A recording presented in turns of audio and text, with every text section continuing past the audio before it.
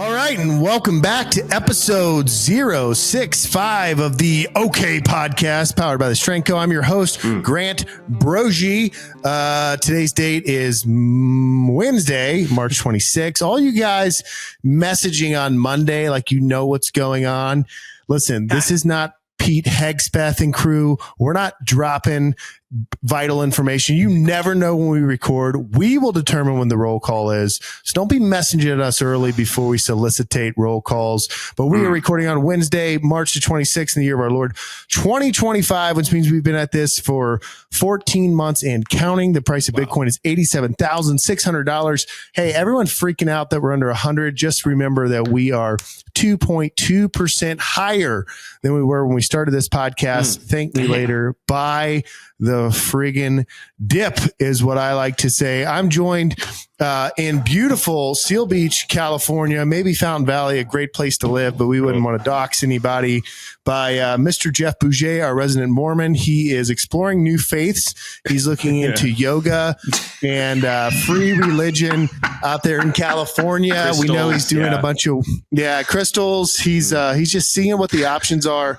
for him out there, because, you know, everyone in the entire state of California with a gigantic population is liberal and gay, because that's what Fox News told people. And that's what the Fox News listeners believe, to the point that they even think the fish are liberal. It's crazy. Also joining us from Wichita Falls, Texas is Mr. Trey Gottlich. Looking good. Former captain type. Worst four I've ever served with. Best 0802. I put everybody on that Signal app, baby. Yeah. Put everyone on Signal. Drop the emojis. Yeah, we're bombing Yemen. Everything's great. A lot to talk about this week. A lot going on in sports. We got college basketball. We got the Madness in March. We got the Lady Cox. There's a lot to think about, a lot to talk about. Thanks for tuning in week after week. We want to thank our sponsor, BW Tax. And if you're not with us on the Slack channel, you should go and listen, or go and join up on the Slack channel. There's a link below. Use code OK. You'll save $10. So for $19, you can join a community of over 240 lifters, lovers, music people, fly fishermen, Marines. We got all types in there. Go check it out. Use code OK. Save $10. If you're already paying $29, thank you for your service. Don't message me. We're not changing the billing. Grant's buddy doesn't have time for that right now, but we appreciate your support and your love. We mentioned it last week. If you want to buy the Godfather t-shirt, rep old Grant's buddy's battery, that link's also in the show notes. You can do that. We decided, looking at the analytics, that most people don't listen past the safety brief or the battalion brief, the staff brief at the beginning. So we wanted to hit you with all that sales talk early on, just to make sure that we got you before we give it over to the three. www.thestrength.co. When you hit that site, a little website ticker will pop up, say sign up for our newsletter. You should definitely sign up for that. Cool stuff happening Memorial Day weekend that you won't want to miss. And with that, I'll turn it over to the three. We do have a lot of outlying stations today, so just make sure you don't forget them as you go around the room and see if everyone has anything for the group. Good. Okay. I mean, we'll kick this. Hey, coordinating instructions. Make sure you hit outlying stations. Copy all. I got time. Grant Standard Time of 1945. That puts us right on TOT to start this meeting. We don't miss TOTs. We hit TOTs is what we do. We don't Rolex. We don't push things to the left or the right. We just go right down the middle and we start things on time, on target.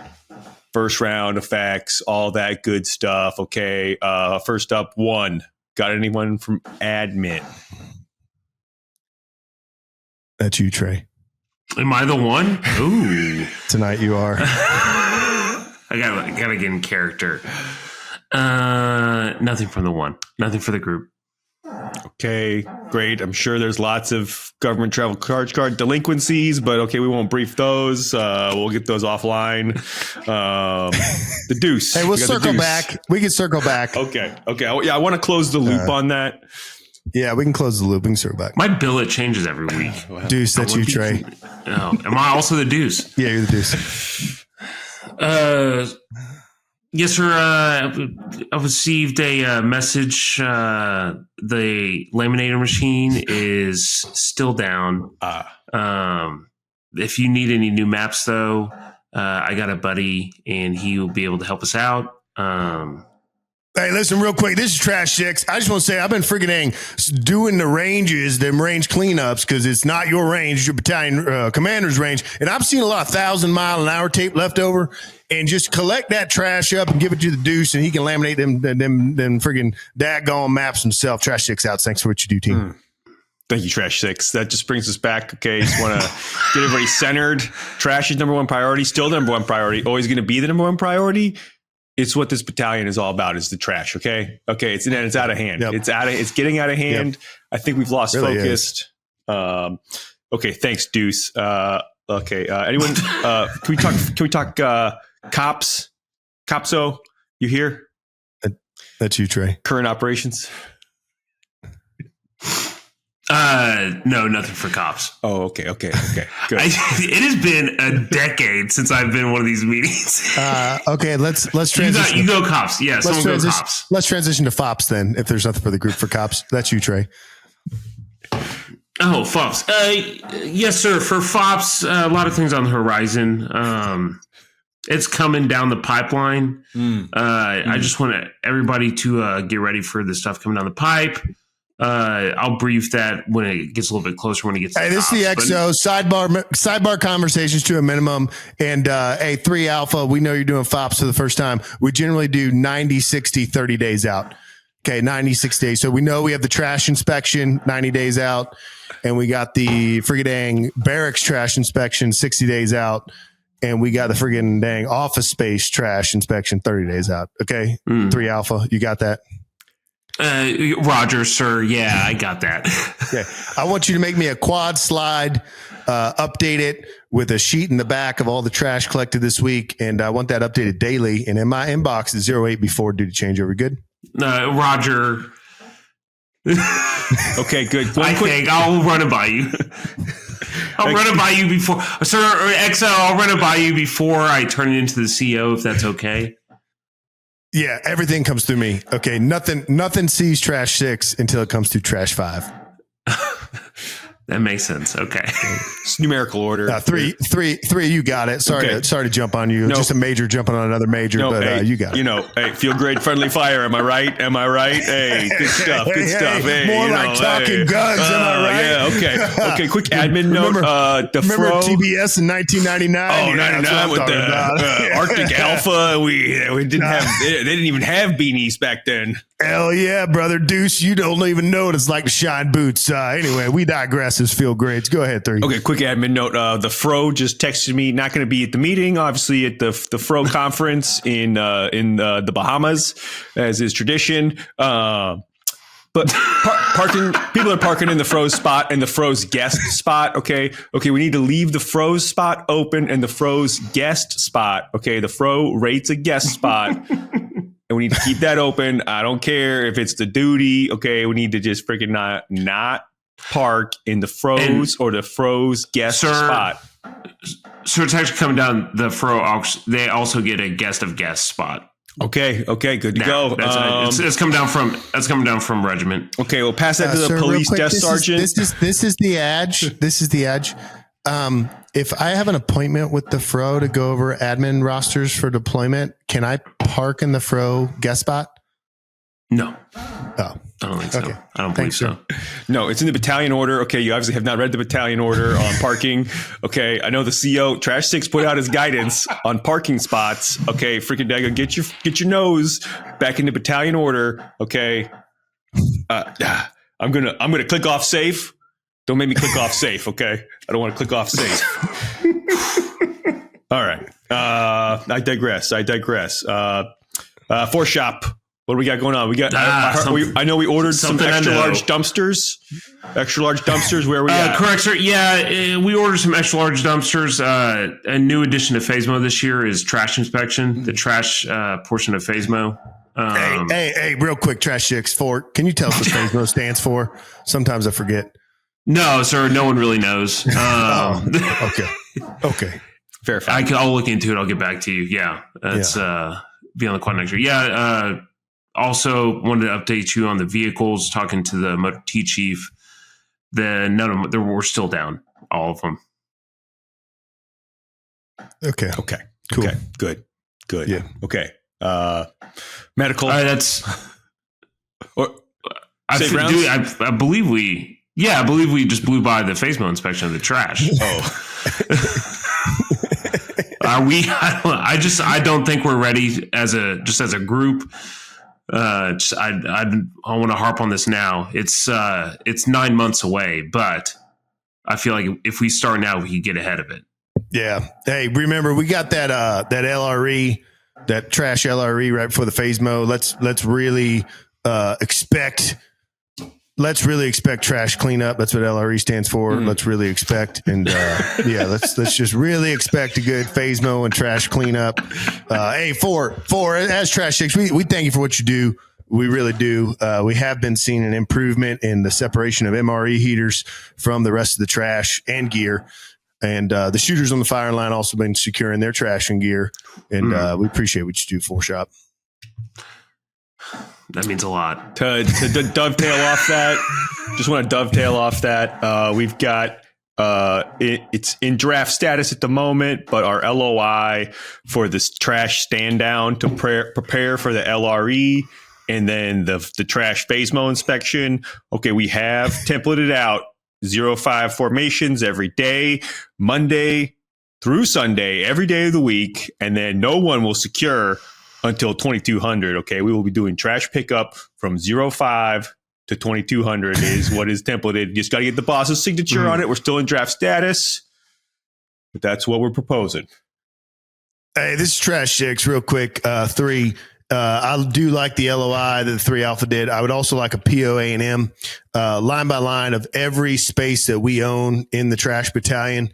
And just, as we police call those, just take that little Excel and change it from red to green. And, but every day at 1600, switch it back to yellow because you never know what Marines are doing after chow. And so I just want to see that in a color coordinated document. We just call it Skittles. And that way every day I can just open up and see where the trash status is. Thanks for what you do, team. Excellent. Yes, sir. Absolutely. Oh, save round, sir. Yeah, go ahead. Update, the ice cream machine is back up operational. Oh, outstanding. Oh, in the chow hall. Yeah. That's fantastic. It's phenomenal. That's all I got, sir. Okay, real quick, because we got to get to the outline stations. Medical, anything? Oh, right. We have a shot X tomorrow. Okay. Yeah. Everyone needs their third tuberculosis, HIV, COVID, pancreatic cancer, Tommy John disease shot. And we just need them to come through. We open tomorrow at 10. We close at 11 for chow. But just send all 1,200 Marines in the battalion at 10, and we'll get through about 10 of them. And then we open back up at 1,300 after PT. And if the Marines are still waiting, that's good. And we're actually out of the Tommy John shot, but just send them over anyway, and we'll just give them whatever we have. Circle, ... Now you got your Tommy Johns. That's right. That's what we've always said at Trash Battalion. Outstanding. Is the chief? No chief? No, that was the medical officer. Chief's taking a Chief's day. I don't know what that means. Some sort of Navy thing. They got the Chief's mess. Yeah, they got Chief training. Goat locker, I think, is where they're at. Yeah. Okay, moving on. 6, Camo. That's you, Trey. Yes, sir. We're doing a ComEx to prepare for the LRE that we have coming down the pipe for the trash LRE. We're going to be practicing with our just long range HF comms, so we're able to talk long distance. Just making sure all the trash picked up from one end to the other. I felt that just an HF frequency. I'm securing that with a regiment. No, sir, that's all I got. That's outstanding. Outstanding. I love that long range. Hey, this Trash Six. I just want to say good on Camo for taking trash and making it a priority. I'm going to talk to Dumpster Six down in my the regiment, my boss, and we're gonna put you in for a NAM, a trash NAM, my favorite NAMs. And I really like how you've been collecting up all those spam cans out of the trash can and just hooking up HF wire and keeping those comms across all the spaces. Appreciate what you do. Thanks for what you do, team. Well done. Well done. Okay, that's all the primary staff. Outline stations, we got anybody dialed in or send us signal chat messages, anything like that? Yes, sir. This is the Deuce. All of the outlying stations came over an encrypted signal net. We have the chaplain, the battalion chaplain goes by the name of Nathan Eckberg. He says that the unpaid and underrated trash is secured, and he says chaplain out, which I do appreciate his correct communications brevity. We also have Billy Martin that said, "Hey, I can drive," and a lot like the vice president and the sec definitely dropped a couple of emojis in there, like a couple beer steins slamming together. We also have former Tango 5 and Navy football coach and former guest in the OK podcast, Captain Bowers, that says he is present. We also have BW Tax that says a warm body is just what you need. Give us a call. We also have a master gunnery sergeant on his third Twilight tour that said, "Hell yeah, brother." And we also have Major Matt Lowen, who's like on a hot streak here, saying, and I'm just going to read it, sir, with the emphasis on the correct syllable. He said, "Okay, I know you're going to cover some daggone coordinating instructions tonight. Good to go." Because there's been a lot of people saying things about coordinating instructions in the battalion, for things like that don't need coordinating instructions. What a dork. We also have a link that was dropped in by a Jacob. Don't click it. That said, "This is for the roll call," and it's "Welcome to the Survivor Casting website." We think that's for Grant's buddy. It's open right now. Survivor 51. There's a video and there's eligibility requirements.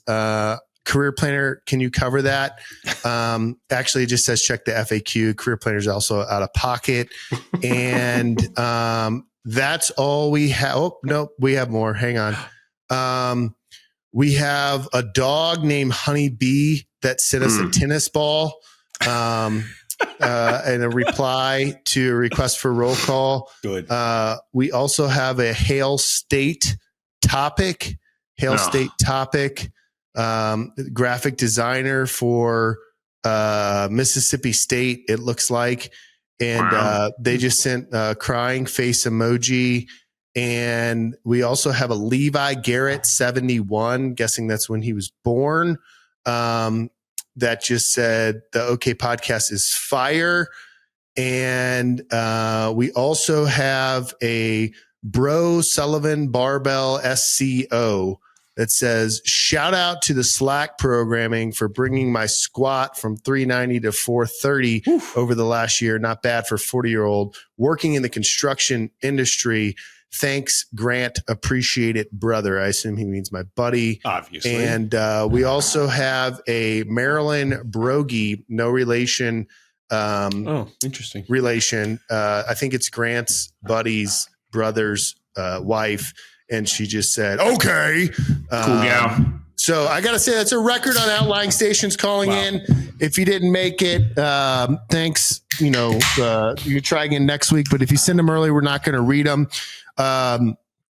Also, real quick, I know we told you this meeting would be 10 minutes and we're already at 20, but I feel like we covered a lot of good ground and the battalion's headed in the right direction.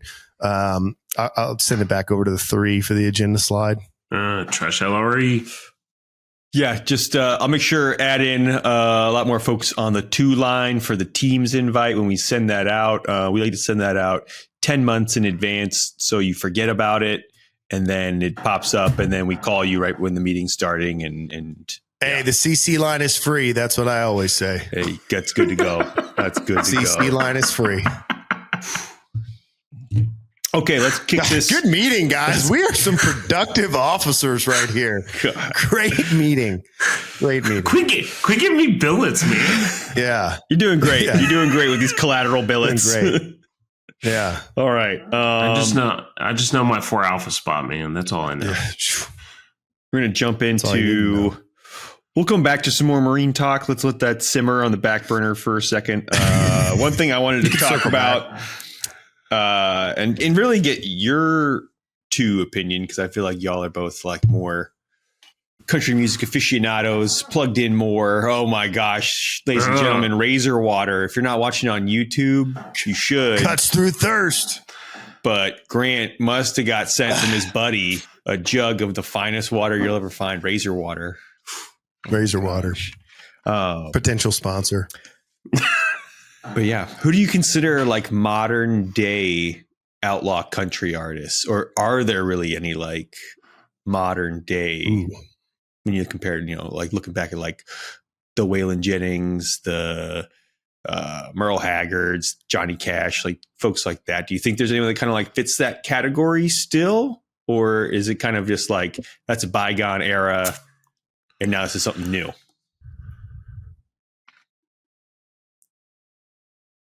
So when you say outlaw country, is that Did they have to get busted for cocaine like Waylon? Yeah, I was about to say, like, because they were all talking about getting arrested.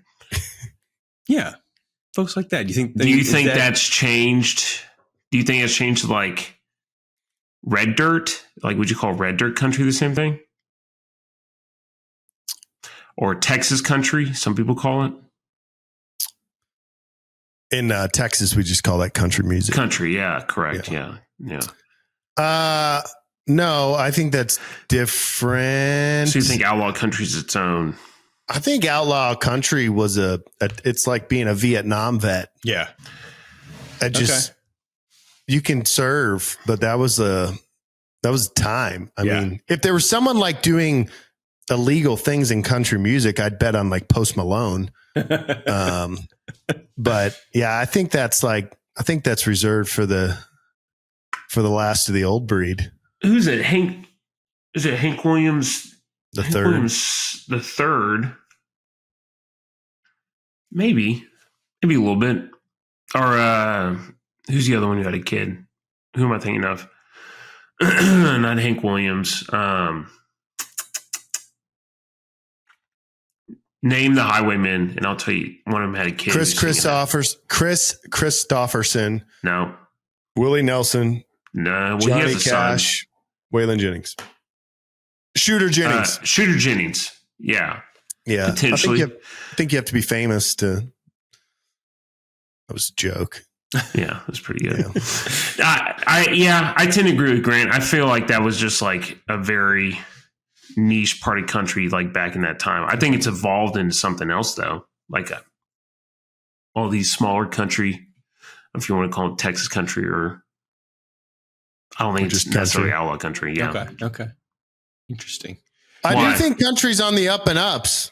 I do Agreed. too. I do too. I think there are actually Like a lot big time of very good like country artists coming up right now. I don't know. I just saw like something where like they're talking about. Gosh, I don't really know. I don't like listen to these guys, but like, was it like Luke Bryant, Zach Bryant? Who is it? I think both of those exist. One's talented, one's not. But like those guys getting thrown in there as like, oh, they're doing outlaw. It's like, they're not doing. I don't think that's outlaw country at all. And like, just kind of like, are there? And it got me thinking of like, okay, is anyone actually like a modern day like outlaw country? But I think the way Grant framed it is great. Like, you could have served. You could have served in Vietnam and still be around, but that was a time. Yeah, I like that. That was a time, special time. But I think you can draw a pretty direct line from outlaw country to was it Zach Bryan? I think his name is that you were thinking of, or Turnpike Troubadours. Yeah. I think they're heavily influenced. Yeah, you know what I mean. Yeah, because like that's who they were listening to. Yeah, I mean, that's like saying I'm a Vietnam vet because I like General Christmas. Like, come on. There's only one guy that was at the Battle of Way City, and it wasn't me. Well, there's more than one guy at the Battle of Way City. Yeah, but you get the point. I like it. If I was going to say anyone's outlaw country, it's Chris Stapleton. No, he has too good of a voice. Ooh, you think that disc? Okay. I do like talking a little country. I've been into this chick Ella Langley lately. I don't know her. Pretty good. Yeah, it's interesting. Does a lot of acoustic stuff. Her popular song is like, as I tell Diana, I'm like, I really like this song. Basically, the girl's just saying she's a whore, but it's like she walked in, saw a guy in a cowboy hat, and she was like, "Excuse me, you look like you love me." You've probably heard the song. And then the guy sings. I forget the guy that's on the track, and he's like, and this girl walked up and she said, "Excuse me, you look like," and I was like, this is a good song. I don't know why I like it. And so then I looked up her album. She's got some good songs like Hungover, Nicotine, White Monster. No, I'm just kidding. But she does have Hungover and Nicotine. And she's pretty good. She got the ones, Broken In, which I like. It's what I've always said. I don't trust a truck that ain't been sold or a horse that ain't been rode. She does have a song called Monsters. Yeah, pretty good album. You guys should check that out this week. Okay. I like that. Have you listened to the new Charlie Crockett album? I've listened to, you sent me a couple songs, right? I think he sent you one or two. Yeah. Yeah. I've listened to those. Yeah. He's good. I like Charlie Crockett a lot. He's good. I still think Vincent Neil Emerson. I don't know. Neil Emerson. No. You would like him. He's pretty good. That's the guy you worked with. I know, right? Neil Young. Yeah. That was a crazy story, man. Yeah. Worked with him, and I go, "What do you do?" He's like, "Well, I sing a musician." I'm like, "Oh, like, so you're just doing this to like?" He was like, "Oh, I'm just doing it because I'm bored." It was like during COVID. He's like, "I was bored, so I just decided to get a job." I'm like, "Oh, that's pretty neat." I'm like, "It's just code for I need more money." What? I go, have you played anywhere big? He's like, "Well, I opened up for Willie Nelson." I'm like, "Oh, so you're like a real musician." Okay. Yeah. That's good. That's good. I told that story to a buddy. He was going, I guess he's playing in Salt Lake City Friday, and my friend from work is going to it. And I was like, "Oh, I got a good story about that guy." Hey, I got his number. You can text him. That's good stuff. Okay. Good country music talk. I like that. Yeah, good country music talk. Speaking of outlaw country, I'm wearing Kel Yarborough's hat right now. Hardy's racing team, or as my dad would say, "You guys want to eat at the French restaurant tonight? Hardy's." But Cale Yarborough, great book. It's called Cale. Famous for passing the grass against Bobby Allison. Famous for getting in a wreck, getting out and punching people in the face, is my grandmother's first cousin. And so I got me a vintage Kel Yarborough hat on tonight. Is this like two truths and a lie, or is that like all it's true? all 100% truth. You know, the mustache is gone. I'm not going to get Dale Earnhardt lookalikes anymore, but I do look a little bit like Cale if I wear this hat. Hey, so this is my redeeming quality. I do feel like before we go any further, we kind of have to touch on what happened with that. Like, you can't just like come on and like not have a mustache. Jordy, add one in. Just go ahead, add in a mustache on your Just add one in. Actually, make it coming from the side. And drop. Actually, can you just put my head from last week on here and let that talk?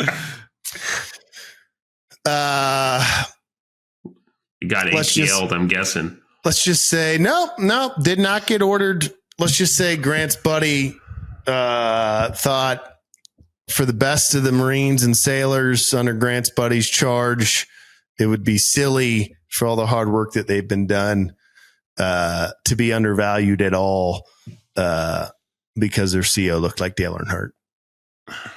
Well, hey, you know the good thing about mustaches?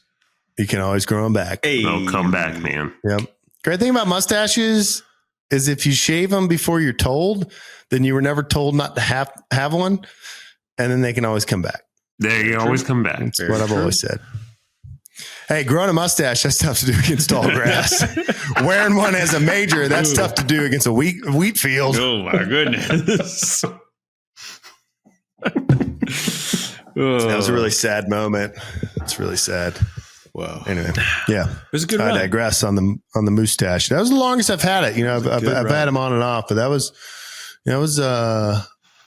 about 18 months, a mustache. Good run for a mustache. In the Marine Corps, especially, you know? Yeah. Especially as a field grade. Yeah. Oh, goodness. All right. We're moving on to our next topic. Grant, you posted this one. Tram driver in Worcester, Mass. So great. So had a few days of leave, went to take the wife and baby out, you know, as a typical Lance Captain USMCR. I don't even know what his new account is. He should change it back immediately. Would appreciate this. But, you know, veterans and active duty alike like to flex in the fact that they have an Amex silver card. And so booked a nice little spot, went down there. There's a little tram ride to the beach. And this is going to lead me into something that I forgot to post in. Remind me of Susan Duffy. Remind me Susan Duffy at the end of this. But so, you know, it's all these highfalutin Orange County types getting in this tram to go down to the beach. And so, you know, waiting, tram comes every 10 minutes. We're waiting like maybe 3, 4. Everyone's talking about how cute my baby's head of hair is. And we're sitting there and the tram driver pulls up. Like, man, it's so tough to just like switch accents quick. But he's like, hey, who's going down to the beach club? And someone's like, you know, I am. And like as soon as I hear it, I'm like, east side of Boston. Like, I don't know where, but like east side of Boston. So he like comes up to me. He's like, hey, sir, what's your room number? And I'm like 638. And he's like, where are you from? I'm like, Worcester, where are you from? And my wife's like totally accepted at this point that if I meet anyone from Boston, I just tell them I'm from Worcester. Cause like, I can't help myself. And he's like, Worcester, I'm from Lowell. I'm like, Lowell, amazing. My dad was born in Lowell. He's like, no shit. Really? I'm like, yeah. I'm like, what are you doing out here? He's like, my kid moved out here. I'm retired. You know, I worked in whatever food service for 38 years, was a truck driver. And I delivered food to Worcester all the time. Where'd you go to high school? I'm like, Dottie. He's like, Dottie, hi, no kidding. I was like, yeah, my dad went to Dottie too. He's like, Dottie, we did all their food support. That's incredible. He's like, what do you think about it out here? I'm like, how about this weather? Am I right? He's like, yeah, seriously, you a Bees fan? I'm like, what's up with Swayman? That guy's Swiss cheese. And then we're just in it. And there's like all these like Orange County people with like all their fancy clothes and like looking like they're Instagram influencers. He's like, sit in the front. Hey, hun, to my wife, you mind if he sits in the front with me? And she's like, no, because she knows like I'm just having a Boston moment. And so it's like a 10-minute tram ride and I'm just like lying about where I'm from. But yeah, the Marine Corps brought me out. He's like, oh, my brother, thank you for your service. Yeah, my son almost joined the Marines. But yeah, he's out here now. He works in finance. He said, Dad, come on out. I said, what do they got out there? He said, the best golf courses you've ever seen. And so now I work here and I golf when I'm off. Hey, you going to eat at the steakhouse tomorrow? I was like, yeah, I am. He's like, I'm going to put in a call for you. I'm going to put in a call for you. I'm going to tell him a Marine is coming to eat dinner. I'm going to tell him. And I'm like, my guy. And I got out and he's like, do you ever feel bad? And you just like turn on this Boston thing. I was like, nah. You just really. made that dude's day. I don't really, like, yeah. It's a great time. That's like Grant's other buddies from Worcester. But like as soon as you pronounce Worcester correctly, like you're in. I'm like the Woosocks. Tell me about the Worcester Arts Museum. Yeah, so it was a good time with him. And then I'll go into Susan Duffy. So have you guys watched Reacher at all? Mm-mm. Yeah.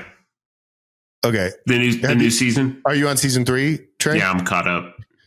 Okay, so I think I'm 2 behind caught up. So Jeff, you'd like it because it's like the only show besides Major Payne where like a major is like the lead character and awesome. And he's like an army major and he's like trend out of his mind. He's just like hugely gigantic.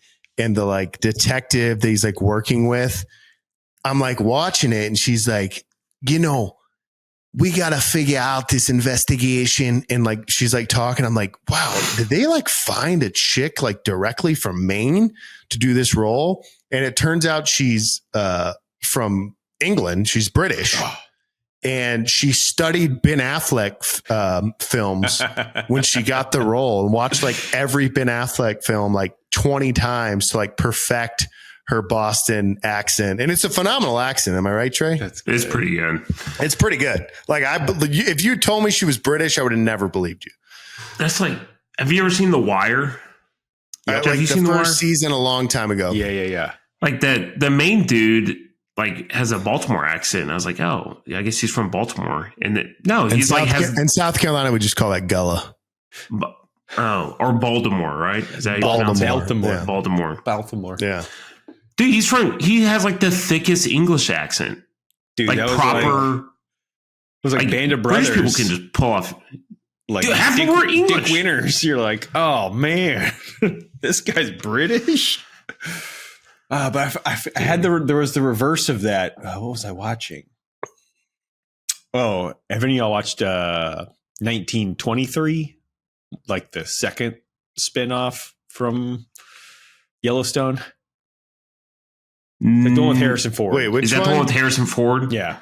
Wait, is that 1891 or whatever? There's 1883 and then there's 1883, 1891. 1883 is with Tim McGraw. Yeah. That's like them going out west, and now this is them like in Montana. It's good. Actually, it's really good.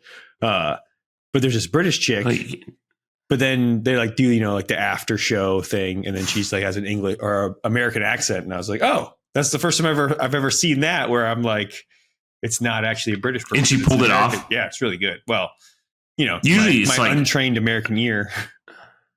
American playing a British is like, who's the guy from Mary Poppins? Hello, governor. It's like, good day, governor. My dad loves to say that. Usually. Yeah. So yeah.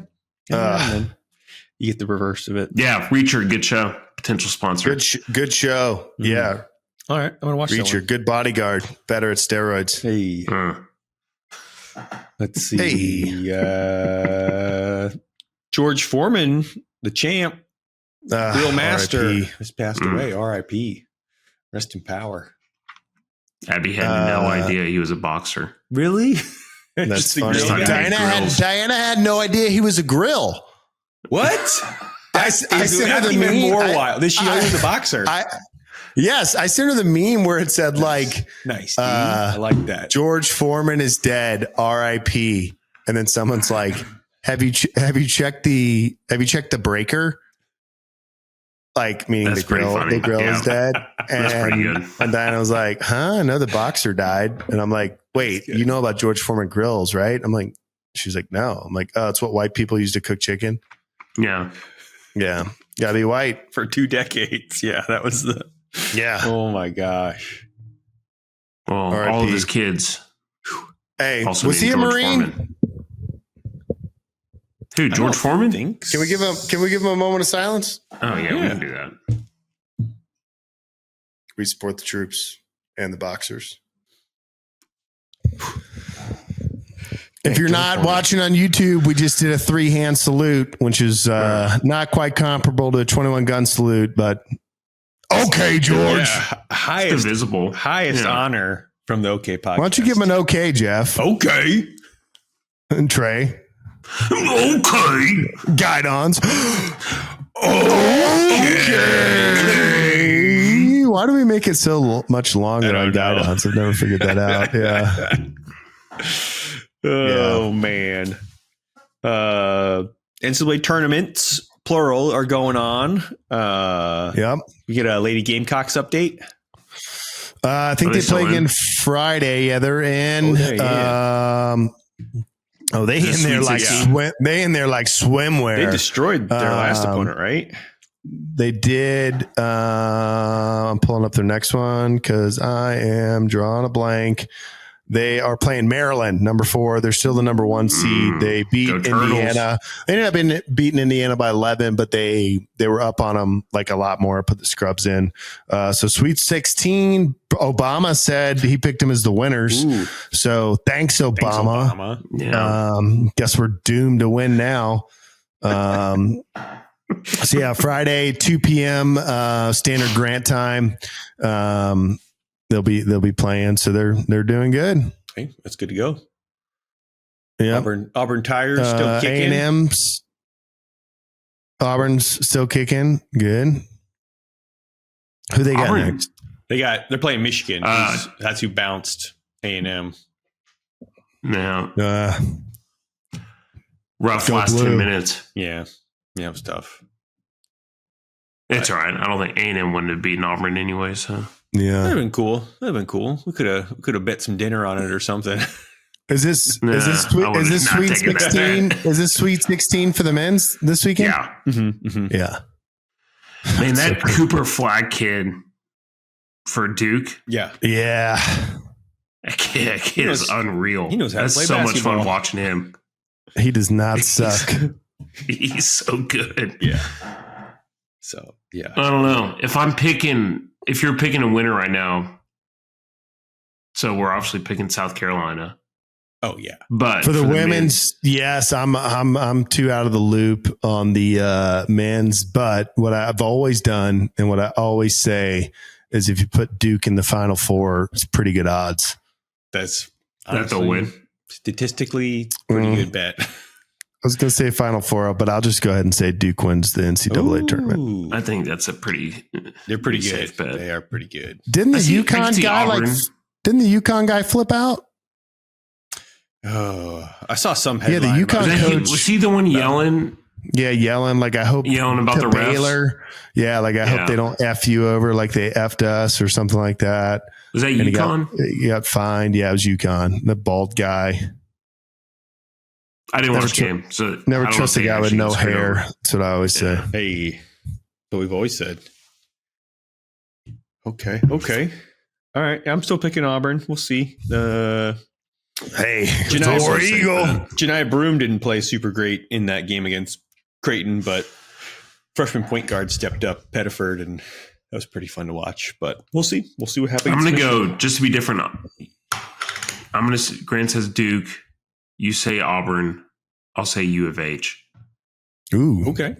It's a hot take. We could do some more sports talk. I feel like Grant kind of alluded to the Bruins and their Swiss cheese goalie. I don't know if he still wants to talk about that. Or we could talk about fly fishing. Went on a little excursion. I feel like... Wait, yeah. As far as hockey goes, when does the playoff start? About a month from now. Yeah. Okay. I assume Bruins are out. End of April, May. Yeah, they're going to be out. Rough season. Basically, trouble in the locker room. Got rid of the captain. Too many cameras in there. Probably. Yeah, and then the goalie. Just they're saying Swayman's causing them some drama in the locker room. I don't want to outcycle you guys in your lack of hockey knowledge, but it's a bad year for the Bruins. Hey, but troubles are in the locker room. Hey, you lose the locker room, you lose the season. That's what I've always said. Very true. Very true. MCDP tag 1, tag 3. Yeah, MCDP trash.6. Yeah, trash.6. Lose the locker room. Lose the season. Lose the trash. Might as well leave the trash on the floor. Lose the trash, season secured. Yeah. Fly fishing. Yeah, I went fly fishing. A little South Carolina fly fishing, or Southern California, South California. That's what I call it. I forgot. I've been in the high desert so long. South California fly fishing.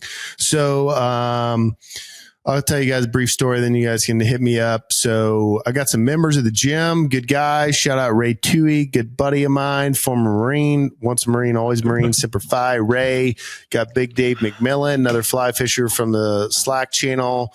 Got my brother Jeremy, always comments on the fishing. Obviously, Jeff is a Patagonia fly fishing guide, always comments on them. But I asked these guys in SoCal, a couple more guys, not Slack members, and everyone just tells me like, you got to go to Bishop. Best fly fishing or the only good fly fishing in Southern California is 5 hours away. And I've just had a problem believing that, not because I don't trust those guys' opinion. I do trust those guys' opinions very much, but I'm like, there's too many mountains and like waterways close to me. Like there must be fly fishing here. So I took to the old intrawebs and started Googling, and I found a broken website essentially when she told me I was onto something good. And the guy like specializes in fly fishing in Southern California. He calls it like backcountry fly fishing or something like that. So I get him on the phone And first, I felt like I was cheating on John Connitz, the world's greatest fly fishing guide that we've had on the podcast. If you haven't gone back and if you like this fly fishing talk, go back and listen to. Forget the episode number. Just type in the OK podcast. John Connitz. If you want to hear good Southern draw and lots about conservation of fish and fishing, it's a good episode. So I called this guy and I'm like, "Hey man, here's my scenario. I got 5 days off. My buddy's about to deploy. He's got a 5-month-old. He's got a wife. Wants to spend as much time with him as possible, but he does want to fly fish, but like can't spend 5-6 hours in a car. Working in 29 Palms, living in Orange County, like can hit fly fishing on the way out of the high desert, on the way in, can hit fly fishing for a day if it's close by." I was like, everyone I know, I'm from South Carolina. I fish North Carolina rivers. Everyone I know tells me there's no good fly fishing. He's like, "That's exactly how I like it." I'm like, "Oh, great to hear." And he's like, also, and he immediately goes into his pitch. He's like, "Also, you're from the Carolinas and you're about to deploy. You don't live here, so I can take you to God's water." Because like, I wouldn't usually take people to God's water. I wouldn't take them there because like, if they like, every guide's got to keep a spot in his back pocket. And I'm just like, I love this sales pitch so much and I'm just rolling with it. And so I'm like, "Oh, that'd be great." He's like, "Oh man, I was just up there Monday. Didn't see a single person, caught like 60 fish." I'm like, "Okay." And, so we're talking logistics and, all this stuff. And I'm like, "I think I can go this date.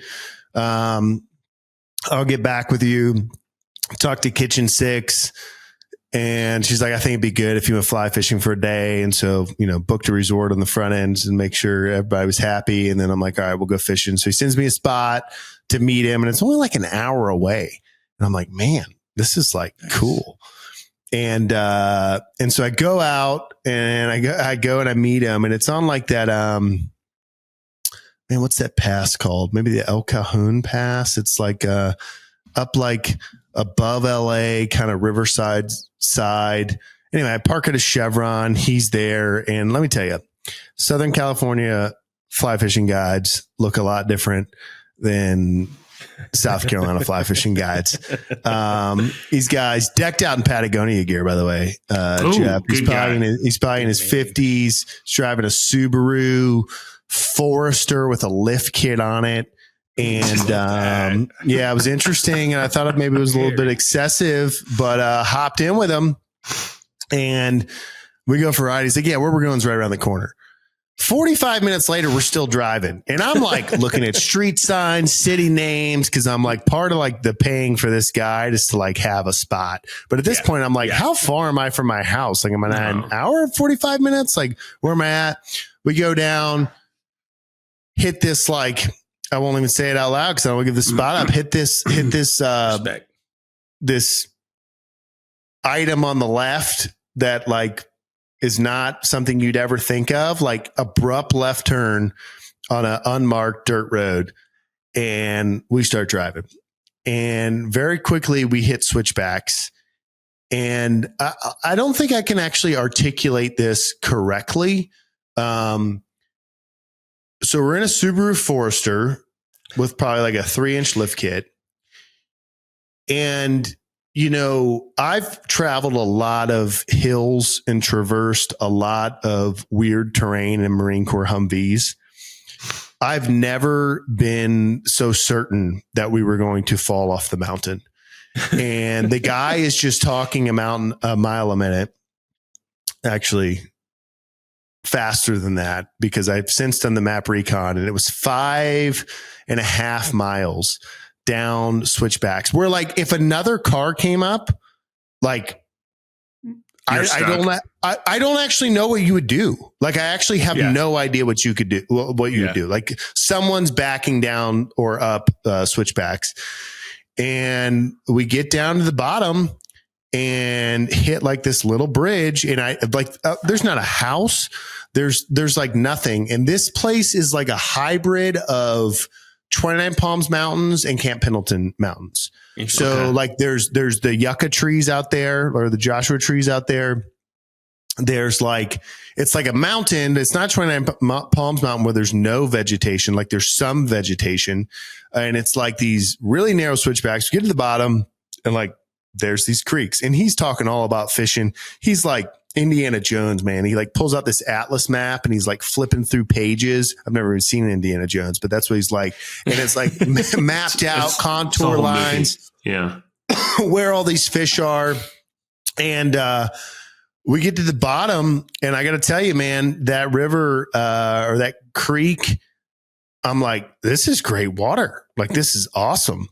And, so, we set up, we're waiting. It's probably like, maybe 3-4 feet deep. Water's not super heavy. It's up the mountain, like in the distance and up before we went down the switchback, still snow capped. So it's melting and like coming down. So the water's, higher than normal. I don't know what it'll be like in the middle of the summer. And we go into the first hole, and he had said on the phone, he asked my experience level. I'm just like, I'm terrible. I'm brand new. I'm awful. And he's like, okay, we're going to do a thing called like dry dropping, and that's like kind of, I don't have any bread to butter, but if I did, like, that's like, don't put me on a float where I got to cast 40 yards. Like, I'm terrible, but like give me some like fast water with like some nymphs underneath a stimulator, an indicator. And like, I have a chance.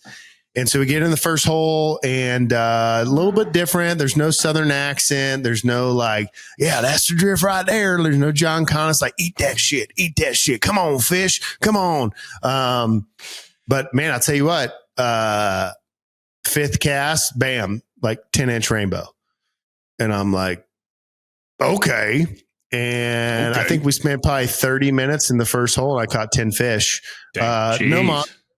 Nothing huge. Nothing though. Like when I go by myself, they're smaller than one hand, right? Like all like, 8 to maybe 12-inch fish. So we get that, we go up to the next hole. Fly fishing talk. He said I caught 40. I definitely caught, I shouldn't say fly fish talk, evangelistic numbers. Like there were 2,000 people there, 300 got saved. Like, I don't know how many souls went to heaven, but I did catch more fish than I could count. There were some browns in there. I say definitely, I think I hooked one brown. But I lost that one, but it did come back. I was a little worried about my skills. Cause when I was in the Carolinas, I was fishing regularly and I'd just been out of it. I fished for carp with Ray one time, like surf fishing. We didn't catch anything, not Ray's fault, my fault. But I haven't been in the river since before the baby was born, but a lot of it came back. So maybe later we'll have him on the podcast. I don't want to disclose him right now. I would say I didn't learn like a ton about angling. Like the benefit was he like knew a spot in SoCal to go and catch fish. But man, it was awesome. Caught some good stuff. There were some big like still pools where we were sight fishing, catching some guys. I do love, so this is my second guide ever that, I can only speak to 2, but it's like they all speak in absolutes. Like the ones that you hooked and didn't get. Oh, that was an 18-incher. That's one of the biggest ones in this creek. And it's like what? Like he was on for like 2 seconds. Like, he showed his face. You were busy getting that rod up. And I'm like, yeah, okay. But the absolutes were funny. The difference in a South Carolina and a South California fly fishing guide were hilarious. But also good. Like he knows his spots. Guy knows his stuff. He's like I say, he's probably in his 50s. Started fly fishing when he was 16. So many crazy things. Told me there's 8 creeks in San Diego County with wild trout. Huge conservationist. Same stuff, wild native fish. He's got me really wanting to catch a golden trout, which is a California state fish that are only in waters above like 8,000 feet. I think it is. Cool. Showing me pictures of them. They're like a beautiful, like solid gold, fish. But, we had a good day in there.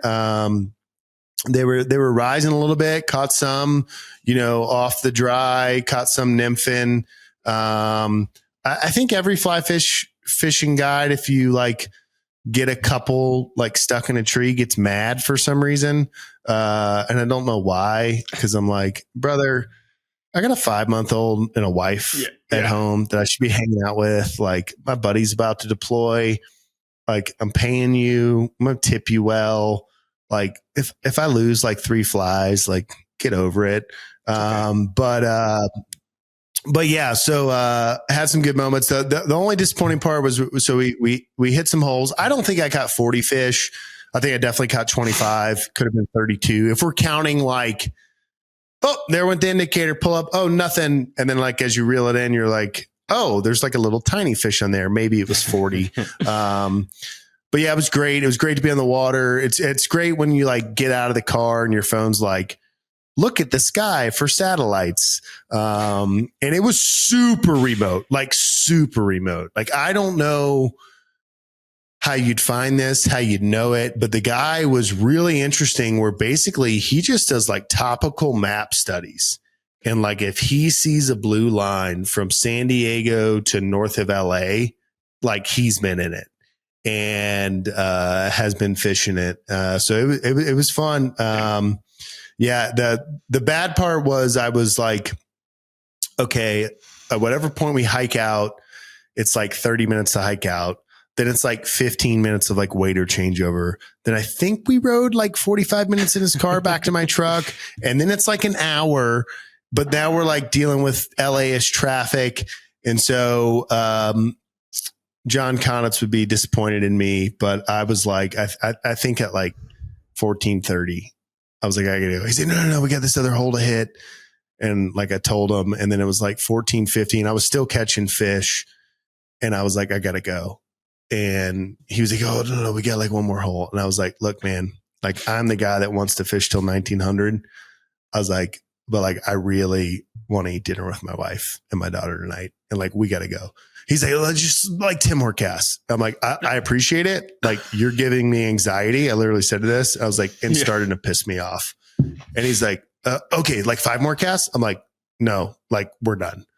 And, so he was like a little like surprised. I think he thought like maybe I didn't have a good time. And then like on the ride back, I was like, no, like this was great. He's like, oh, I hope I didn't get you in trouble. I was like, it's not about like, my wife's not going to be mad at me. Like, I literally just want to spend time with them. And like being on the water from 9 to 2 has been great.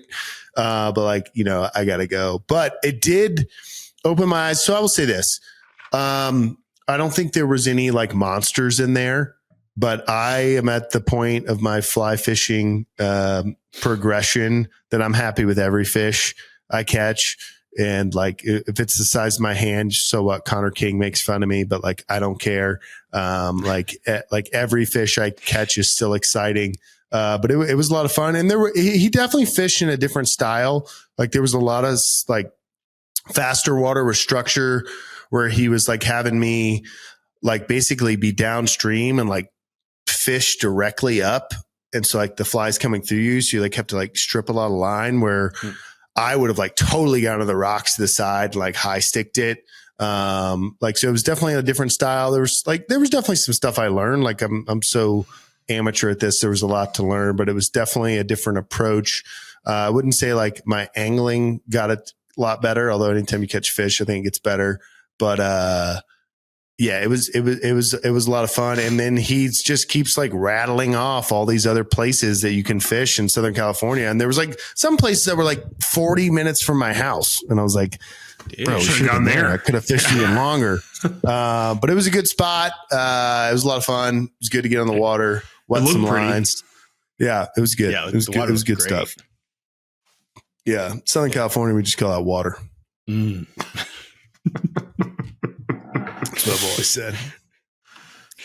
Oh, that's good. Okay, so I want my boy Ray. I won't give it up to anyone, but my boy Ray, longtime gym member, Slack member, Marine, supports the turkey pull every year, has daughters, will give you father advice. I am like, I made like a fishing, I make like a notes when I go fish somewhere.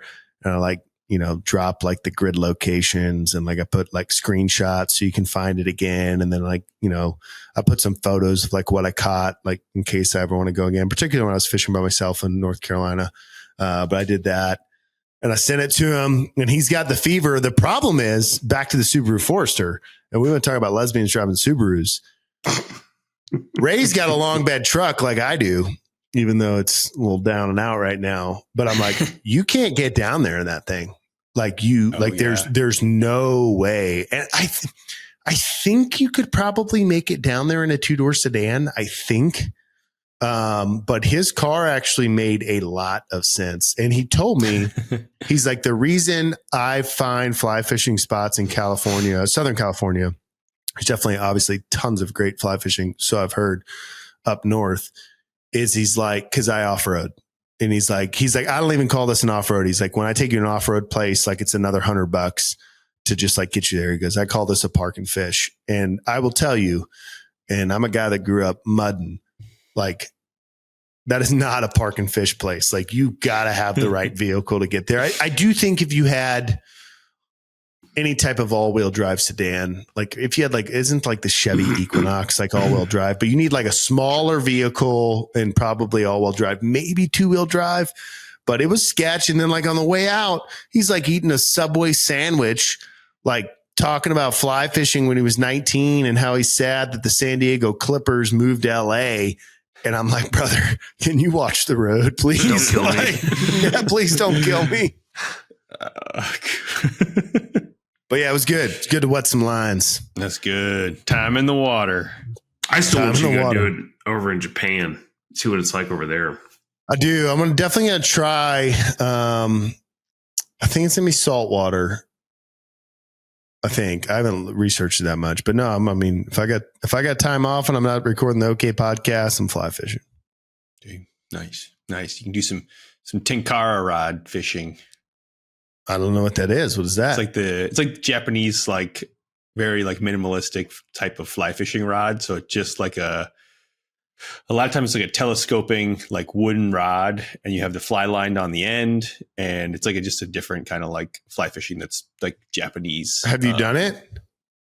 I've never done it. Well, I've done like a couple casts with the tenkara rod. But like, so it's called like tenkara fly fishing. Tenkara, yeah. TENKARA. In Japan, in Japan, do they just call it fly fishing? They might, yeah. They honestly might. Not, yeah. But yeah, you should check that out. Yeah. Okay. We got some sports talk out of the way. We'll do a little more marine talk here in a second, but maybe some lifting talk / gym talk. Trey, you posted strength coat boot jack. Oh yeah, what's that topic? I don't know what that. That's just no. It has nothing to do with lifting. I just want Grant to make a boot jack. What's a boot jack? Well. All right, you're wearing cowboy boots. Let's say they're new cowboy boots. In South Carolina, we just call them boots. Correct. Yep. How do you get them off? Tight, when they're tight, right? My wife. So if you don't have your wife around, you get a boot jack. It's the thing that's like on the ground. You put your heel in it and you step on the other side, like step on it, and then put your heel in one boot and you just pull it out. Can you make it out of leather? So it's usually either like metal or wooden, and then it has like a leather, like where you stick your heel. It's like a leather, like strip right there. Oh, I'm picturing like the boot scrubbers outside the door to like clean your boots off, but I know that's wrong. I'm going to Google it right now. Yeah. I'm going to Google it. Oh, I see it now. Okay. Free name boot jack, sponsored by the OK podcast. Okay. Just make one of those out of cast iron. Yeah, it's like cast iron, throw some leather on that sucker. Yeah, cast iron boot jack. Be beautiful. Like I said, I know you always take like, hey, what should I make next? Like, yeah, I'm always looking for the after next, the ship. Yeah, be the next titan of industry. Yeah, make some boot jacks. Yeah, mainly because I need one. Hey, real quick shout out to our sponsor, BW Tax. BW Tax, great guy, better at taxes. That's what we've always said. He is burning the midnight oil right now, doing everything he can to get your taxes done on time, in time. You're running out of time. That's what we like to say. Let's see. Let's take it back to the old Puerto Rican for a little ad read. BW Tax. As a Massachusetts resident, I'm absolutely sick and tired of our lesbian governor. She's taken every dollar out of my pocket. BW Tax has helped me avoid and bypass every single little way that Uncle Sam has tried to wrangle me and leave my lifeless body and my kids without any food. Thank you, BW Tax. I will be using you for my whole life. What's weird is he voted for Biden. What's weird is that lesbian Subaru is what took me fly fishing, and I had a great day. How did I Tax forget about LLC. that ad read? I did. Yeah, Trey's expression in the ad read, because their video, he just like throws his head back and grabs his head as he says it. And Jeff just looks at the ground. It's like, I'm a Marine Corps officer. I can't support this. A little spicy, yeah. A little spicy. And it's free speech here. It's basically X, but the OK podcast. Hey, okay. Okay. Or Signal, yeah. Or Signal, yeah. You can say whatever you want to on Signal. Yeah. I like that we've covered... I like that we covered the SecDef without covering them, and therefore I don't feel bad about it. Yeah. Good stuff. It's good stuff. Okay, moving into other American flag, fist bump. Strength and strength co-related topics. Grant, we've got people that actually lift long term. I'm guessing it's a thing that's few and far between as a local gym owner. Yeah.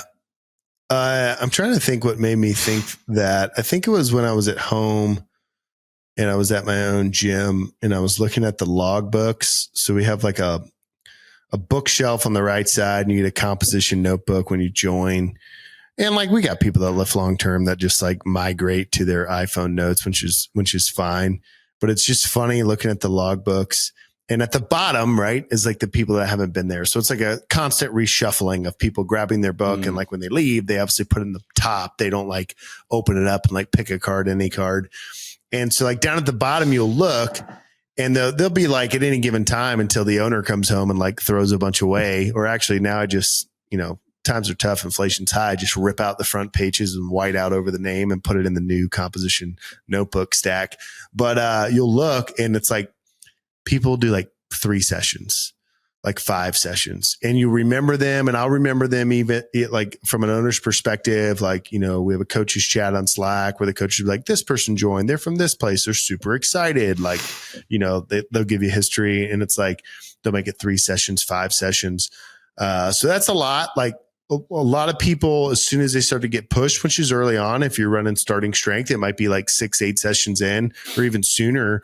You're like doing things you don't want to do, because the starting strength novice linear progression for beginners is aggressive. It's doable, but like, you're literally adding 5 pounds each time. So leave then. And those folks usually come up with an injury. They'll be like, hey, when I was 17, I hurt my shoulder skiing. It's flared up. I can't. I'm going to go to the chiropractor. They have like some long explanation of why they can't lift, and that's fine. We appreciate their business for how long they were there. You paid for a month in advance. So if you don't pay for it, you don't get your money back. But then you also get the people that get like really into it and like gain maybe like 15, 20 pounds, and they lift for like 4, 5, 6 months. And then like, they're just like on to the next thing. And then you have people, and they're usually like kind of people you don't expect, that just buy in, and like, they're not trying to set powerlifting records. They're not trying to like be the next world strong man. They just buy into like, hey, I need to be strong. And they just come in and they get injured, and they have back tweaks.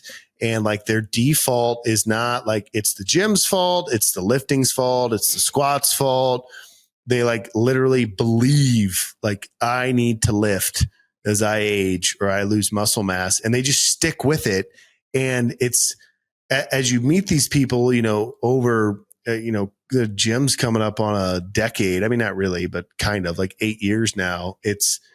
They're very few and far between. And that doesn't mean they have to be a member of like my gyms, right? The guy today texted me that joined our gym when it first opened. Actually joined when I was still coaching out of my garage, and he was sending me a picture of some gym wherever he was lifting and the equipment.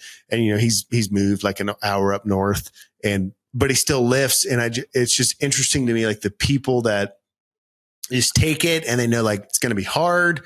Like I'm going to have setbacks. I'm not always going to be like the strongest I've ever been, but they just do it. And they're usually like pretty successful people, right? And they like kind of have their lives together. And they're just like people that they're like, hey, this is important. I'm going to do it. And I just have a lot of respect for them. Like, one, as an owner and as a businessman, but two, just as there's so many times. Like I lifted with my wife a few days ago. I was home and I walked, we both went in, and she's like the best lifting partner, because like if she's doing something super heavy or I am, like we'll talk about it. But like for the most part, we just go in and like we kind of lift in silence, and it's always been like that. And I was doing the Mars bar, my shoulder's still a little aggravated. And like I went down and did my first set of 5, and like I literally got down to the first row, but I was like, ugh. And she like looked over and started laughing. And like for the first set of 5, I like literally grabbed the uprights of the squat rack, because you're in the Mars bar and you can do that because it's like sitting on your back like a jetpack. And like I did like my next set of 5. And you just have this thought in your head of like, there's no way this goes well. There's no way I squat, in the upper 300s for 5 sets of 5. Like I feel terrible, but you're just like, I'm supposed to do this. And I know that like my body tells me that. And then the next thing you know, you do whatever I did that day, 360, I think, for 5 sets of 5. And you're like, oh, like I'm okay. And it's just not a lot of people do that over time. And even if they lift, and when I say lift, like they go to the gym and like they lift some type of object, they rarely like stay heavy, make it hard, and like question their like mental doubt. They just give up, right? And they're just like, and you see it a ton in the Marine Corps, and there's a lot of like fit Marines that like do something to lift. And I say fit meaning like they're at a a good healthy body weight, but like they're not really strong, right? It's like brother, you're 200 pounds and you're pressing 95, like you're capable of way more. And there's just like this litany of excuses. And then I found this new program at this percentage. And it's just interesting of like people that believe in like lifting heavy, challenging themselves over like years is pretty rare. Definitely. That's it. Definitely. End of thought. It was good. It's good. The end. It's good. All right. Trey, or I guess also kind of like you touched on it there of like seeing the people that do stick with it long term, like tend to kind of have their lives together.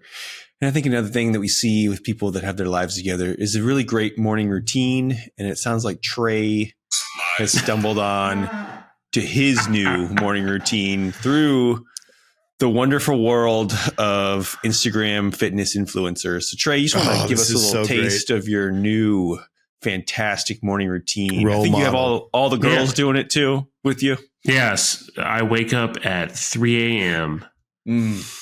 I get a very expensive bottle of mineral water and I dump it in a bowl and put my face in it. That's around 3:06 a.m. And then at 3:08, I eat a banana, and then I proceed to wipe the peel on my face. That's at 3:09. Yeah. And at 3:15, I get a new water bottle. I open that up and I put my face in a little dip. I put it in again. And that's at 3:16. Dude, I watch this guy and I'm like, does he actually do this every morning? Like, this is absolutely ridiculous. No way. No way. But I'm like, how many people are watching this and be like, I got to do this? Have you heard of that guy? No.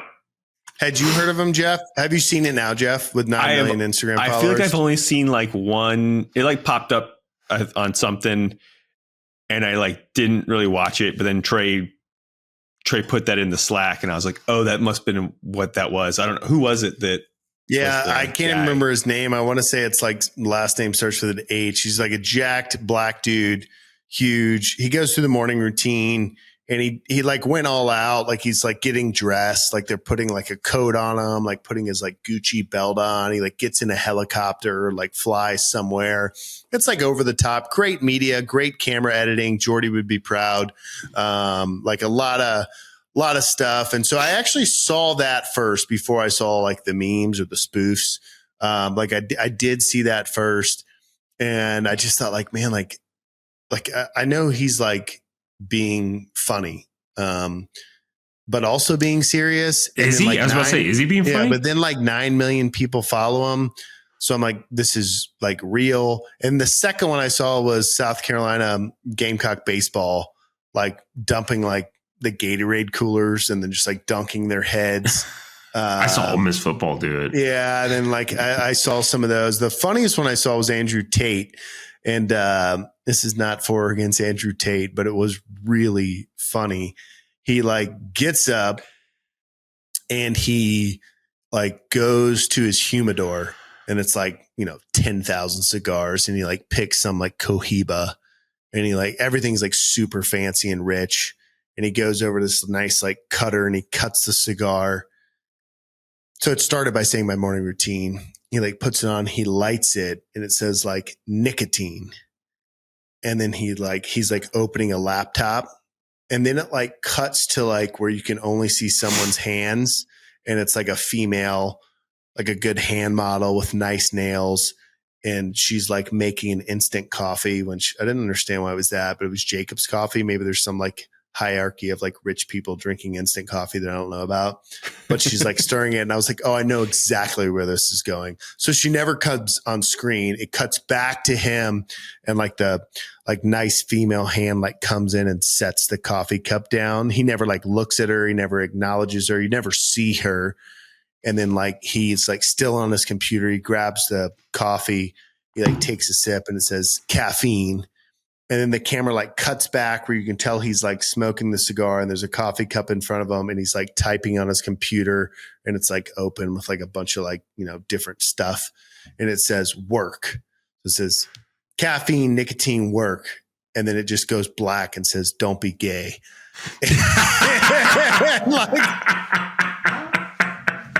I was just like, that's a pretty good spoof. Like, that's pretty funny. But yeah, then now I'm like over it. Like when I see it, I'm like, stop. Like, no, I don't want to see another person like stuffing their face in a bowl of water. Also, Connor missed out. Connor's usually late on memes anyway. Like grab a 100-pound plate, Connor, fill it with like chalk and just dunk your face in it or something. Perfect. Come on, Connor. Get with the times. Come on, Connor. Yeah. Absolutely ridiculous. It's good. It's good. All right. Well, I know what I'm doing in the morning, so it's gonna be great. Yeah. I love it. I love it. Dumping a hot Brika on your face.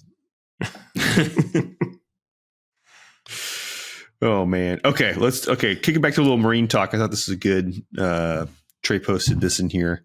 So we'll have Trey go first. Top 3 military occupational specialty choices at the basic school. So let me explain. I'll preface this. So you go to the basic school, graduate college, you commission after OCS, you go to the basic school, you're there for 6 months. Throughout that 6-month period, you're graded on pretty much everything you do. But the 3 categories is what? Physical fitness, your academics and leadership. Academic and leadership score. And so you get ranked out of everybody in your class, and they break your class down into thirds. So top third, second third, bottom third. And if you're the top of any one of those thirds, you make a list of all your jobs that you want to do in the Marine Corps called MOSs. And if you're on the top of any one of those thirds, you usually get your top choice of that MOS. And they do that so that not all the good people go to the same job. They like spread it out. So that being said, when I was making mine, because you rank literally every job from top this one I'm going to do the most. And the very last one is I don't want anything to do with this. My top three were like all over the place. So I think I know I had artillery as number one. Okay. Because I think everybody, you go in there and you're like, oh, I'm going to do infantry. And then after like 2 months, you're like, nah, I don't know. I don't think I'm going to do infantry. Who's this? Who drives everywhere? Oh, artillery. I'm like, okay, I'll just do artillery. So artillery was number one for me. And then I think number two, I'm like, well, I'm not planning on making this a career. Let me pick something to where maybe I can do it afterwards. And so I put air traffic controller as like number two, I think. Nice. And then I had number three. I think number three I had is infantry. So I was like all over the place. Yeah. And the Captain Fallon was like, what is going on here? He's like, why you're like all over the place? He's like, he's like, did air traffic controller? I'm like, yeah, I thought it might be cool. He's like, no. He's like, you'll do artillery. I'm like, okay, sweet. What are you, a yell leader? Kick 'em, eggs, land those planes, put them over here on the ground. Critical MOS. And then you got Artie. And then I got Artie. He goes, he'll just do artillery. I'm like, that sounds good. I don't know. What was y'all's number one? I had Jeff. I had infantry number one, artillery two. I don't remember what my third one was. I think it was probably something combat arms. I think it was probably like engineer. I think there was like one armor slot for like the whole class. Yeah, I feel like I had tanks. Yeah, yeah. I think it was like infantry, artillery, and then like combat engineer, maybe. I think I had combat engineers like 4. I don't know. Tanks would have been awesome. Like maybe AAV until they got rid of them. True. But yeah, I was kind of like infantry number one, artillery was like number one alpha. Like if I get either one of those, I'm gonna be ecstatic. Yeah. I was a little bit different, but most of the same as Jeff, but it wasn't a 1 alpha. I was infantry number one. Like I was like all the way. I read One Bullet Away, Nathaniel Fick's story, and like I wanted to be a grunt. I was infantry 1. I was ground intel, which is like you go to you still go to you go to IOC and you do whatever intel school 2. Yeah. I was artillery 3. I was tanks 4 and combat engineers 5. And throughout my time, I was called like the Rock Eater. I always carried the 240. Like the more I did TBS, the more I was like, I can't wait to go IOC and fight people.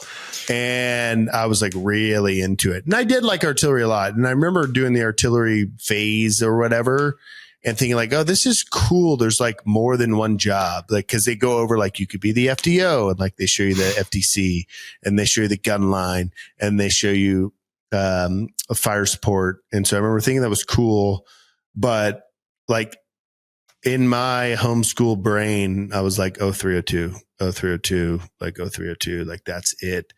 And I just told this story to one of my buddy's lieutenants because he was asking me it. And he's like, sir, you just were born to be an artillery officer. You always want to be artillery. And I was like, actually, it's not true.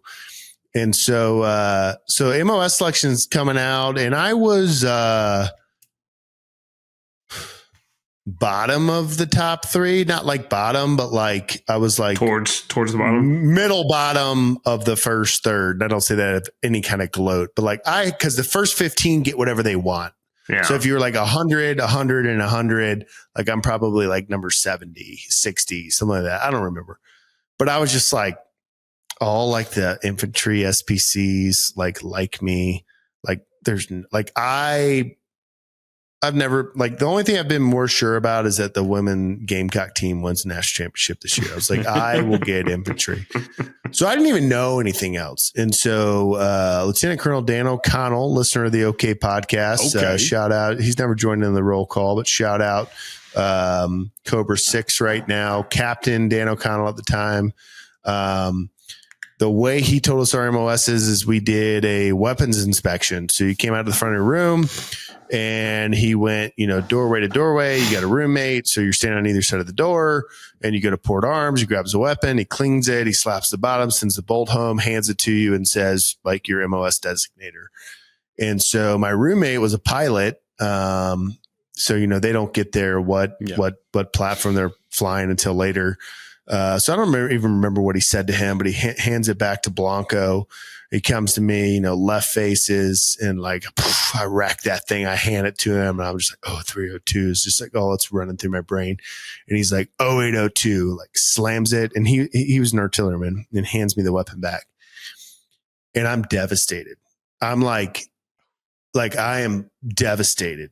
And I also have no idea what 0802 means. Like not the slightest clue.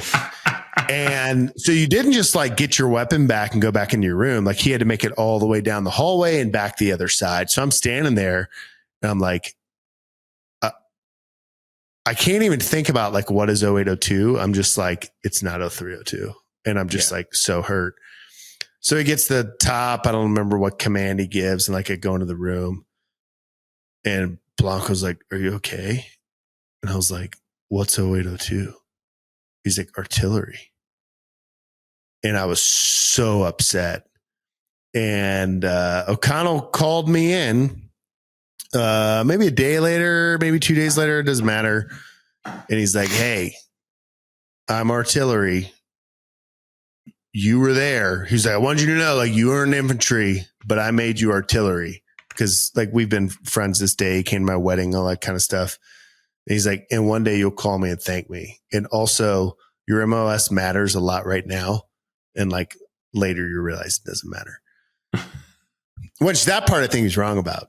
Cause I'm like every day now I'm like, oh my God, I'm so glad I'm artillery. Like, thank God. Thank you, St. Barbara, for looking out for me. But I was upset at first. And then, then I got to Fort Sill and Jeff was artillery and Higgins, McFadden, Ewan, who else was in there? Good group. Muma, Nelson, we didn't have Mitch. Nelson, baby truck. Yeah, we had all those guys. We had the army guy that was cool, Sawyer, or something like that. Yeah, it was cool. And then like it's been, I've never looked back even to this day with my buddy, like serving alongside the infantry, like love them, here to support them. But like definitely appreciate Dan O'Connell doing that. But yeah, it was not my first choice at all. Yeah. But yeah, that is a stressful time. Not stressful, but like it is a weird thing. I think something else worth talking about it because I don't know that you do this like any other time in life, but you have however many people in your platoon. What was the platoon? Like 60? Something like that. 50? Yeah, it sounds 50, right. 60. And so like every 2 weeks you rank your former platoon members. So like, you're like, so it's rotating. And I'll let Jeff talk and Trey about this a little bit, but it's rotating like assignments. Like you're the squad leader, you're the guidon, you're the CO, you're the XO. And then like at the end of a cycle of going to the field and doing stuff, there's like 60 names and it's an Excel document and it only goes to the SPC and it's anonymous and your peers don't know what you voted for. And you're just like, yep, Biggie, number 60. And you rank them. It's crazy. And so then it's like a cheat code for the SPCs though, because they're probably like, okay, like these guys are doing pretty well. And then like it comes out, they're like, oh, actually everyone hates Gottlich. The Peary vows. Yeah. I mean, you guys remember those? Like, Dude, yeah. And you'd have people that would like come into your room that you're nice to, and they're like devastated. They're like 46. And It's we're amazing. like, Everyone hated all the same people though. I mean, yeah, for the most part, it was pretty kind of like It got- cut and dry. I was like, oh yeah, that person cried when they had to carry the saw on the hike. Like, yeah, we don't like that person. Or you would have like a top performer and like 50 people would like rank him high. And then like 10 people who he like corrected and constantly reprimanded, like ranked him last. And then that's even like clearer to the SPC, like, oh, he's a leader. Like the majority of the people like him and these people hate him because like he's making tough decisions. Oops. Yeah. The peer evals. Crazy.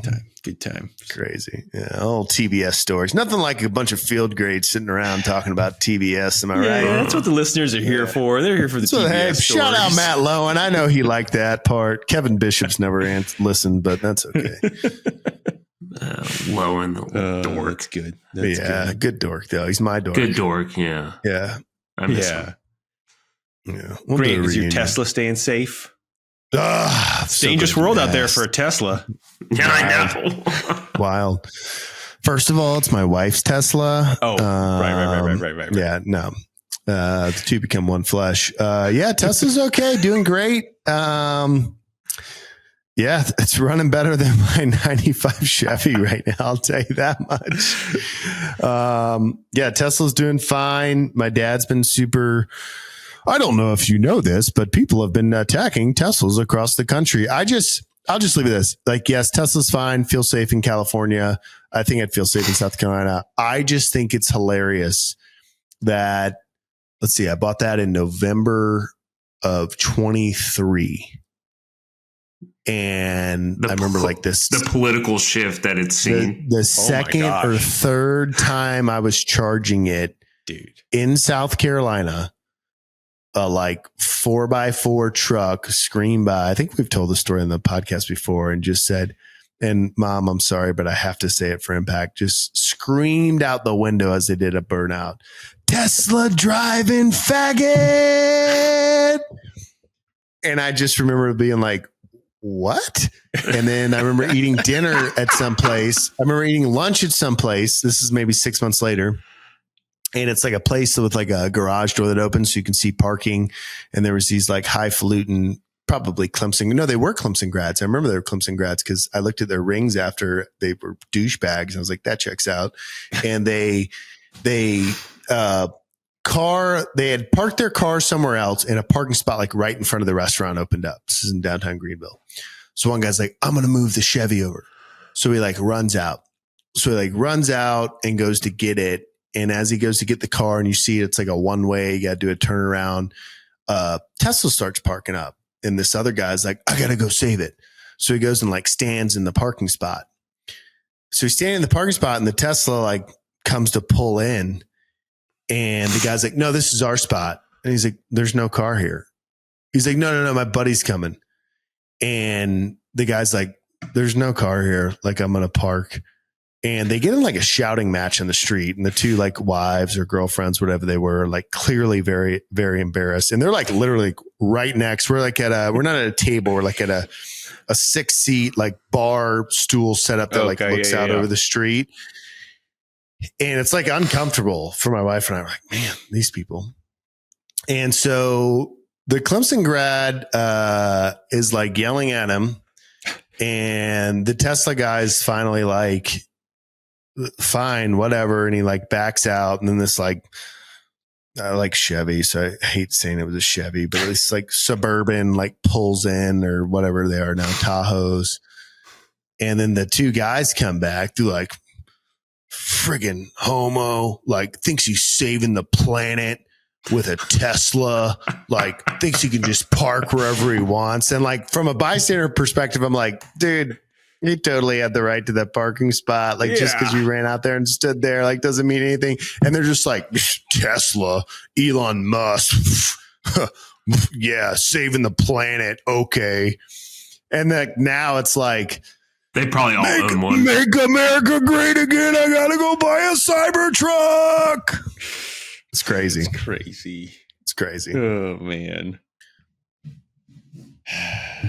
Funny. Bring this thing in for a landing, or we got safe rounds and alibis? One super quick one, just from today. So I don't want to kick it down the road because it really won't have much, whatever. But yeah, the like arch enemy of like people probably like, I don't know, maybe like 65 and above or 60 and above are like touchscreen kiosks where you have to like order food at like a fast food restaurant. Dude, Or call like- me 65 and bake me in an oven. Dude, I watched.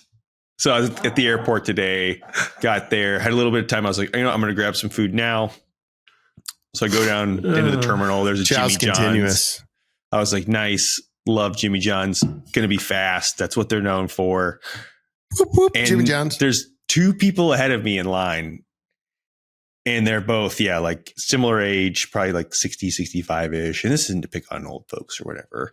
Because they're oftentimes these things are kind of complicated. But like 3 minutes go by. 4 minutes go by. 5 minutes. 6 minutes. And like they're just like looking at each other with like looks of panic and like kind of like giving each other like, what do I do with this screen? And then finally, like one of the workers back there, like pops over to the register and is like, oh, someone can order here now. And like the guy just like is like, oh, thank God. And like beelines to the register, like orders with her and just like abandons the screen.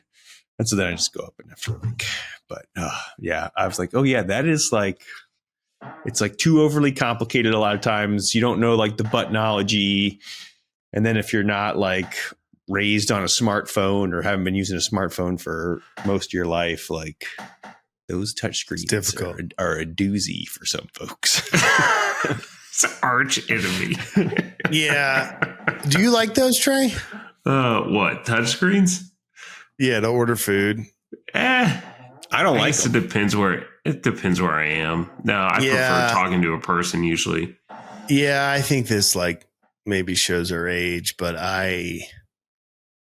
last time I remember I was charging my Tesla in Columbia, leaving a Gamecock game, and there was McDonald's there, and we were driving late at night, and I was like, "Do you want a coffee?" And she's like, "Yeah." Like, I'm going to sit here in the car though. So I go in to get the coffee, and I walk in, and I don't even see like the kiosk, like they didn't even like strike my attention. So I'm just like standing in front of the counter, and I'm standing, and I'm like going to charge for 20 minutes. So I'm like not in a rush. And probably like 5 minutes standing in front of a counter is a long time, but it was probably 5 minutes. And I'm like, what is going on? It's finally like, they're like back there, like frying French fries and beef tallow to make America healthy again. And I'm like, kidding. And I'm like, hey, can I get a coffee? Like kiosk. And I'm like, what? And they're like, the kiosk. And I'm like, oh no, I just want like 2 medium black coffees. They're like, kiosk. And like turn around. And it's like this giant 6 foot tall thing that's lit up like a Christmas tree. That somehow I didn't see. And I'm like, I have to order it over there? Maybe it's my arch enemy. And I like, in my old age, so in my old soul age, I try to be nice. And she's like, yeah. I was like, oh, I'm just going to pay cash. Like, can I just give you $5? She's like, kiosk. And then I go over and it really, I was raised on a flip phone, I guess, but like I actually had a hard time with it. I feel bad for 60-year-olds trying to order on a kiosk. It's confusing. They're not easy. And like, there's a lot of stuff that could just get ironed out with like can I add mustard to that or something like that? But then you're like, okay, what secret button combination do I have to hit? And then like, is this actually then going to translate to the other end? And am I going to end up with like a medium-sized drink full of mustard? Like what is actually going to be the output here? Like, I hate when they give me the medium mustard. I love that medium mustard. So in Texas, we call that sweet tea. Man. But yeah, I saw it today, so I was like, we gotta talk about this. No, that was yes. Arch enemies. Before I give it to Trey, take it up for landing. Green gridiron green. We'll never know the name of Mr. Helmet, but the link's in the show notes. We've been selling some helmets lately. We appreciate that. We are releasing a Godfather battery helmet coming to you soon for pre-orders. Mainly going to sell to the Marines of the battery and their families that want to support their sons that are downrange. But if you want a Godfather battery helmet, you can go on there and buy one. The pre-order link should be up by Friday. If it's not, and you're really into it. You can pick one up very soon. I'm sure we'll put it on our very active Instagram. But thanks to our sponsor, Gridiron Green, and thanks to you guys that keep buying helmets. It's March Madness. It's not football season, but the next best thing if your team didn't make it is to pull for them in basketball. So go buy a helmet at Gridiron Green. And with that, Trey, so you don't have to ask me or coach as I am, this is episode 065. 065 of the Okay podcast. We're getting worse at it, gentlemen. As always, like to thank our sponsor, BW. Gents, you don't have time to say gentlemen. You guys. Excuse me. BW Tax. Good guy, better at taxes. He's pretty busy this season, but get in touch with him. He'll be able to help you out. As Grant mentioned, Mr. Helmet. Look at the link below. Get a small helmet, get a big helmet. He's got them all for anything and everything. Also, if you're looking at the link below, there's another link below that takes you to the Slack channel. Click that. Use code OK. Get $10 off. I love to talk about life, love, but most of all, lifting. Yeah, it's a bunch of lovers in there. Love to see you there, interact with you there. Great community, great to talk to. Go to www.theokpodcast.com. You will find the links there. Give us a like and a follow. If you're not watching on YouTube, please go ahead. Go ahead and do it. Yeah, I don't know. Seriously. At this point, what's up? We all have our each individual social media accounts. We're all very active on. Jeff, if his Wi-Fi is working, he's definitely live. Are you live right now? I don't have the bandwidth right now, but we're gonna as soon as this call ends, I'm hopping on another call with Outline stations. As always, we are powered by the Strength Co. Go to the Strength Co. Last I checked. Yeah, last I checked. It's the best pan company in the world, hands down. How are those pans flying off? They've always said. Pans are flying off. We're through a lot of pans. I got my holder. Hey, got the pan holder. Good on you. It's nice, isn't it? It's a nice addition. I love it, man. I need to get a couple of those. Yeah, Grant's buddy's been busy, so he hasn't made the pan page yet. But at some point he's going to. But he's not stressed about it because the pans just sell themselves. Really, they're so nice. Cast iron, pre-season. But you also sell plates. Yeah. Also for like eating off of like those kind of plates. Yep. Yeah, like cast iron eating plates. Little cast iron Strength Co plate that you can just get and eat off of. I'm actually pushing chow right now. Oh, push chow. But excited to see what you have coming down the pipe for Memorial Day too on that. It's going to be good. Yeah. Coach, did I miss anything? Nope. We appreciate you. www.strength.co. Thanks for tuning in and listening, Mom. And we'll see you next time.